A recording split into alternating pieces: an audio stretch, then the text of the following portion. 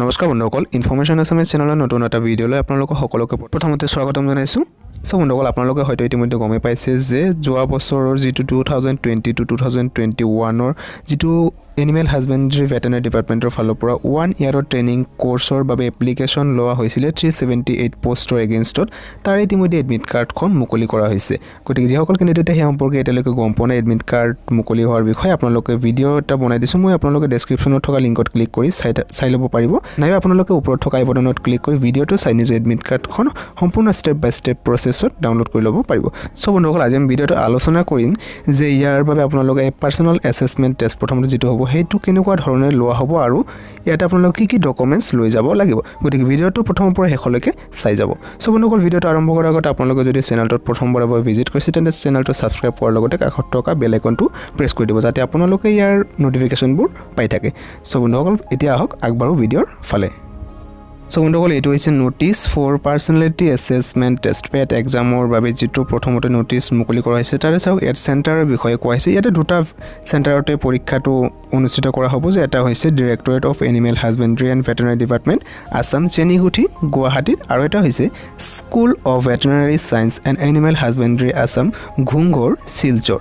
এই দুটা চেণ্টাৰতে পেট এক্সামটো আপোনালোকে যিকোনো এটা আপোনালোকৰ যিটো চিলেক্ট কৰিছিলে সেইমতে এক্সামটো দিব যাব লাগিব। আপোনালোকে এডমিট কাৰ্ডখন ডাউনলোড কৰে তাতে ধুনীয়াকৈ ভেনুটো লিখাই থাকিব।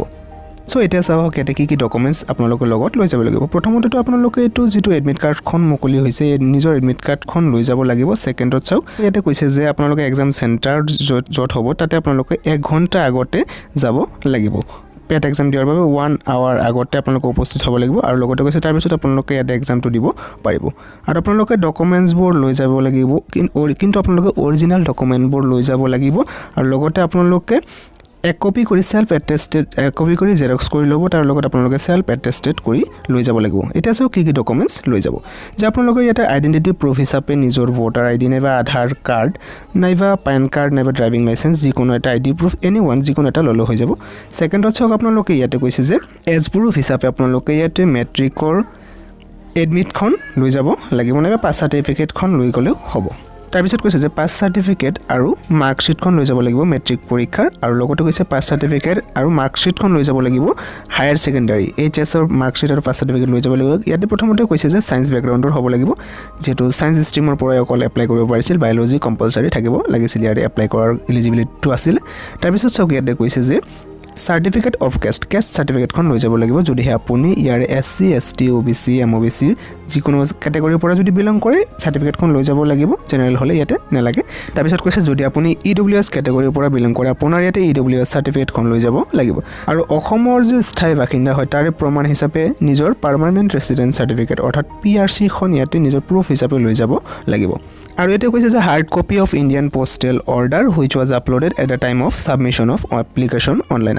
সো বন্ধুসকল আপোনালোকে ইয়াতে এপ্লাই কৰাৰ সময়ত নিশ্চয়কৈ 50 টকীয়া নাইবা 100 টকীয়া এটা ড্ৰাফ্ট কাটিব লাগিছিলে পোষ্ট অফিচৰ ফালৰ পৰা। আপোনালোকে সেইখন আপোনালোকে আপলোড দিছিল অনলাইন এপ্লিকেশ্যন কৰাৰ সময়ত, সেইখন আপোনালোকে হাৰ্ড কপিটো লৈ যাব লাগিব।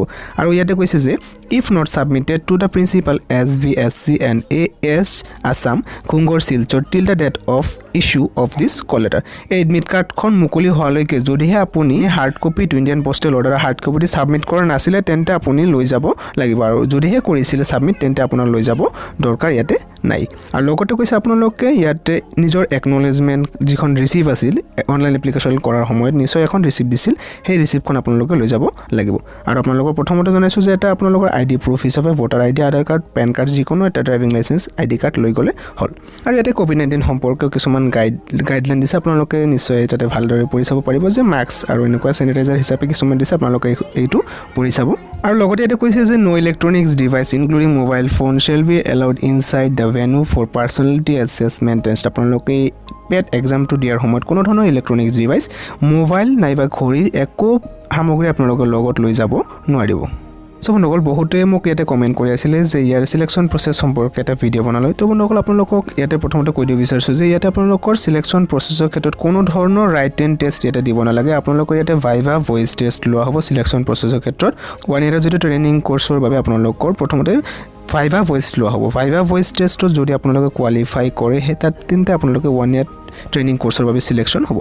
আৰু ইয়াতে কুৱেশ্যনবিলাকৰ ক্ষেত্ৰত আপোনালোকৰ কোনো ধৰা বন্ধা ছাবজেক্ট ইয়াতে নাই, আপোনালোকৰ তাতে বিভিন্ন পদত নিযুক্ত বিষয়াসকল উপস্থিত থাকিব পাৰ্সোনেল এসেসমেন্ট টেষ্ট যেটা অৰেল টেষ্টটো লোৱা হ'ব তাতে আপোনালোকৰ বিভিন্ন বিষয়ৰ ওপৰত প্ৰশ্ন কৰিব পাৰে যেনেকুৱা ধৰক আপোনালোকক সুধিব পাৰে যে আপুনি ইয়াতে যে আহিছে যে ভেটেনাৰী বিষয়তে আপুনি কিয় চুজ কৰিছে এনেকুৱা ধৰক আপোনালোকক বিভিন্ন ধৰণৰ কম্পিটিটিভ এক্সাম যেনেকুৱা হয় তাতে বিভিন্ন যেনেকুৱা কোৱেশ্চন ধৰা হয় সেই এনেকুৱা প্ৰসেছৰ আপোনালোকৰ ইয়াতে পেট এক্সামটো লোৱা হ'ব গতিকে বিশেষকৈ বিষয়াসকলে তাতে এটা বস্তুৱে চাব যে আপোনালোকে পৰিস্থিতিটো কোনে কিমান ভালকে হ্যান্ডেল কৰিব পাৰে সিচুৱেচনটো কেনেকৈ হ্যান্ডেল কৰিব পাৰে সেই বিষয়ে আপোনালোকৰ তাতে কোৱেশ্চন বিলাক ধৰিব আৰু সেই বিষয়ে আপোনালোকৰ সিলেকশন মেৰিট লিষ্টত নামটো আহিব গতিকে আপোনালোকে সেই সম্পৰ্কে অলপমান ভালকে প্ৰিপেয়াৰ কৰিব সো বন্ধুসকল ভিডিওটোৰ দ্বাৰা এইখিনি আছিল আপোনালোকক জনাবলগীয়া নিশ্চয় গম পাইছে আশা কৰোঁ ভিডিওটো সকলোৱে ভাল পাইছে গতিকে ভিডিওটো ভাল পাইছে যদি নিজৰ সকলো ফ্ৰেণ্ডছৰ সৈতে নিশ্চয়কৈ শ্বেয়াৰ কৰি দিব আৰু চেনেলত প্ৰথমবাৰৰ বাবে ভিজিট কৰিলে চেনেলটো সাবস্ক্ৰাইব কৰাৰ লগতে কাষত থকা বেল আইকনটো প্ৰেছ কৰি দিব নিশ্চয় এটা লগ পাম নতুন ভিডিঅ'লৈ আজিলৈ মানে সামৰিছোঁ ধন্যবাদ